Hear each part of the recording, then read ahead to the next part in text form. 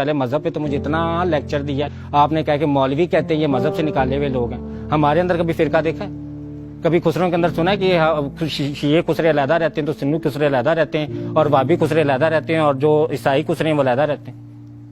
آپ نے ہمیشہ سنا کہ خسرے اکٹھے ہی رہتے ہیں.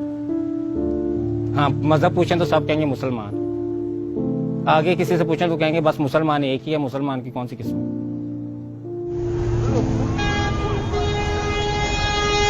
کیمرہ آن ہے بتا دو. ان لوگوں کو آپ کہتے ہیں کہ تمہیں مذہب کا پتہ ہے. ہمیں مذہب سکھانے سے پہلے ہمیں سوچنا تو چاہیے نا کہ خود فرقوں میں بٹے ہوئے اور جو اکٹھے ہو کے ایک جگہ پہ رہ رہے ہیں ان کو ہم کہہ رہے ہیں کہ تم لوگوں میں کوئی فرقہ کیوں نہیں بھائی؟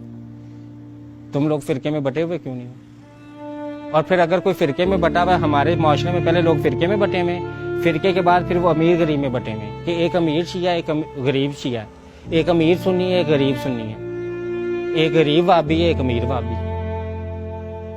تو پہلے ہم فرقے میں بٹے، پھر ہم امیر امارت اور غربت میں بٹے، پھر امیر جو لوگ تھے انہوں نے غریبوں پہ قبضہ کر لیا. ٹھیک ہے، ان کو اپنا غلام بنا لیا، اپنا کام کروا رہے ہیں. اور انہی غریبوں کو جب یہ ڈر ہے کہ بھی یہ اکٹھے نہ ہو جائیں تو ان میں لڑائی ڈلوانے کے لیے فرقے کی پھوٹ ڈالی ہوئی کہ وہ خود فرقے کی جنگ میں لڑے رہیں اور باقی سارے بڑے آپس میں بیٹھ کے میٹنگیں کریں، وہ آپس میں ایک دوسرے کو قتل نہ کریں، وہ مذاکرات کریں، وہ بیٹھ کے باہمی مذاکرات سے مسئلہ حل کریں. تو جو غریب بیچارہ ہے جو ان کی غلامی کر رہا ہے وہ ایک دوسرے کو قتل و غارت میں لگے رہے کہ بھی فرقہ قتل کر دو، اس کو جینے نہ دینا، یہ انسان ہے اس کو جینے نہ دینا، مار ڈالو اس کو. تو اس دنیا سے انسان ختم ہو کے سارے مر گئے تو کون جہاں پہ جیے گا؟ کس نے زندہ رہنا ہے؟ اپنا جھنڈ جانوروں کا دیکھ لینا.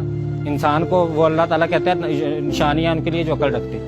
اگر ہم ارد گرد جانوروں کو دیکھیں نا، اللہ تعالیٰ نے جانوروں کی جھنڈ بنایا نا، دیکھا کبھی فرقے میں لڑتے ایک دوسرے کو؟ دیکھا ایک کتا دوسرے کو کاٹ کھا رہا ہو، یا ایک کتا دوسرے کو کہہ رہا ہو کہ میں تم سے زیادہ امیر ہوں، یا ایک کہہ رہا ہو کہ میرا قد تم سے زیادہ لمبا ہے. سارے کٹے جھنڈوں میں رہ رہے ہیں. مطلب دکھانے کا کیا تھا کہ یہ سارے جو سپیشیز ایک سپیشیز ہے نا وہ جھنڈ میں رہتی ہے، تو انسان کی سپیشیز بھی ایک جھنڈ میں رہتی نا. پھر انسان بھی اکٹھے ہو کے رہتے، لیکن انسان اکٹھا ہو کے نہیں رہا.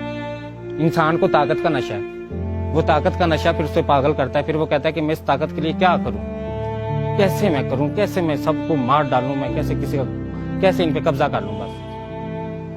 اور کھانی روٹی ہے 4 ٹائم کی. امیر نے بھی 4 روٹیاں کھا لے گا زیادہ سے زیادہ، اور غریب بھی اتنی روٹی کھاتا ہے. دونوں میں فرق صرف اتنا ہے کہ امیر سارا دن بیٹھا رہتا ہے تو اس کے اندر زہر بن کے بیماریاں بن جاتا ہے، غریب وہ روٹی کھا کے سارا دن کام کرتا ہے تو اس کا جسم کا ڈیزل بن جاتا ہے. امیر کو شوگر ہو جاتا ہے، امیر کو ہیپاٹائٹس ہو جاتا ہے، امیر کو دل کے مسئلے ہو جاتے ہیں. ٹھیک ہے نا، اتنی بیماریاں ہو جاتی ہیں توبہ نعوذ باللہ. غریب کو بخار بھی ہوتا ہے تو وہ چائے پیتا ہے تو اس کا ٹھیک ہو جاتا ہے. امیر کو بخار ہوتا ہے تو وہ بڑے ہسپتال میں 36,000 کا بل بنواتا ہے ایک ڈرپ لگوانے کے لیے، ایک ٹیکہ لگوانے کے لیے، پھر اس کی بیماری ٹھیک ہوتی ہے.